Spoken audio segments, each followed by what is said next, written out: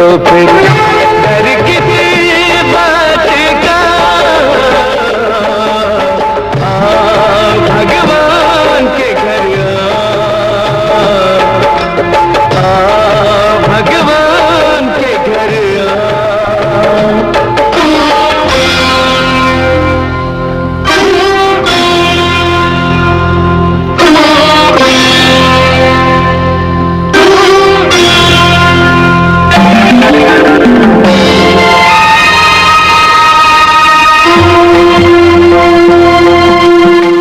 जी।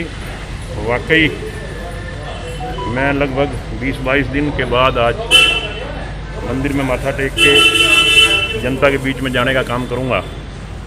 और ये 20-22 दिन जो बीते सही मायने में एक बहुत बड़ा तजर्बा दे के गए मुझे कि हम खुद भी बड़ी लापरवाही से ले रहे थे इसको, कोरोना को। मगर इस 20-22 दिन में जहां इंसान को एक लंबा संघर्ष करना पड़ा बीमारी के साथ, वहाँ से पब्लिक से, परिवार से एकदम कट ऑफ होकर रहना पड़ा। और ये बहुत बड़ी बात है कि आप आम आदमी हो, चाहे वो जनता का बीच का आदमी हो, और वो जनता से जब कट जाता है, परिवार से कट जाता है, तो निश्चित रूप से उसका जो जीवन है वो एक तरफ से अलग सा हो जाता है। वो खुद को, अपने आप को ऐसा महसूस करता है। और ये मैंने इन 20 दिनों में देखा। तो मैं तो ये कहता हूं कि ये बीमारी तो गलत है, मगर फिर भी आपके माध्यम से ये कहता हूं कि इससे सतर्क रहने की बड़ी ज़रूरत है।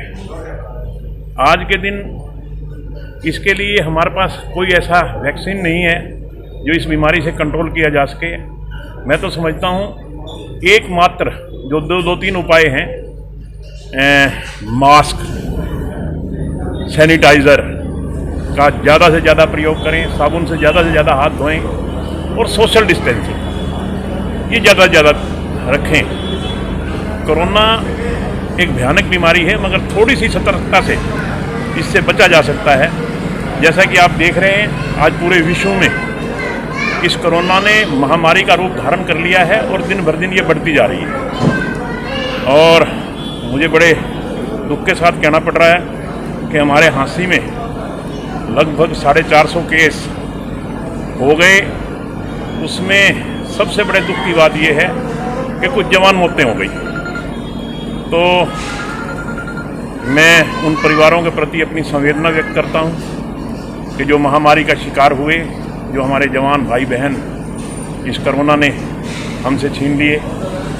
और मैं आम जनता को एक संदेश देना चाहता हूं कि थोड़ा सा सतर्क रहें, अपना बचाव रखें, अपने बच्चों का बचाव रखें, अपने परिवार का बचाव रखें।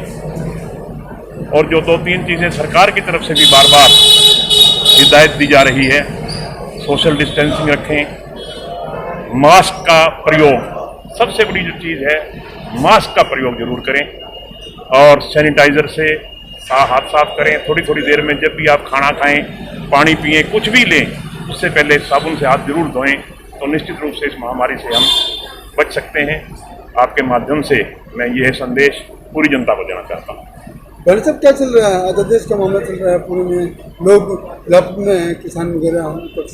अध्यादेश को एक राजनीति करना अलग बात है।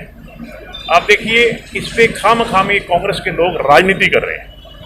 सही मायने में मोदी जी की दूरदृष्टता, जब से मोदी जी प्रधानमंत्री बने, उनका सिर्फ और सिर्फ एक ही दिमाग में है कि हर वर्ग का भला कैसे हो सके।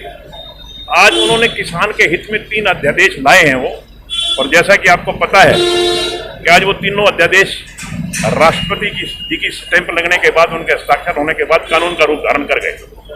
इसके लिए मैं सभी किसान भाइयों को बधाई भी देता हूं।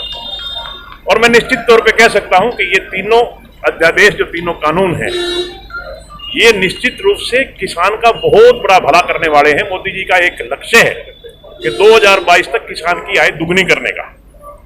राजनीति एक अलग बात है, राजनीति करके आप किसान का बुरा ना करिए, ऐसा मैं उन भाइयों से कहना चाहता हूं जो आज कांग्रेस के नाम पे, किसान के नाम से राजनीति कर रहे हैं, कि आप कम से कम किसान के हित का ध्यान रखें। जो मोदी जी और भारतीय जनता पार्टी जो अध्यादेश लेके आई है, जो कानून का रूप धारण कर गए, वो निश्चित रूप से किसान के भले के लिए हैं। एक ही बात है, एमएसपी पे कोई बात है नहीं, एमएसपी तो 100% रहेगी। किसान को एक अलग से अपनी फसल बेचने की एक अलग से इंडिपेंडेंस मिल गई, आज़ादी मिल गई कि वो चाहे मंडी में ले जाए, मंडी कोई ख़त्म नहीं हो रही, एमएसपी ख़त्म नहीं हो रहा।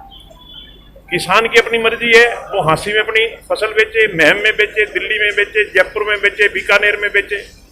तो ये किसान को एक ऑप्शन मिल रहा है। तो निश्चित रूप से जो कोई अदर ऑप्शन मिल रहा है तो किसान के भले के लिए, नहीं तो मंडी में ही बेचनी है तो मंडी तो है ही ऑप्शन, उसमें तो कोई बंद कर ही नहीं रहा उस ऑप्शन को, ना कोई एमएसपी को बंद कर रहा है। इसलिए ये खामखा की राजनीति बंद करें और किसान के हित में जो अध्यादेश आए हैं, जो कानून आए हैं, उनमें सरकार के साथ मिलकर अपोजिशन को भी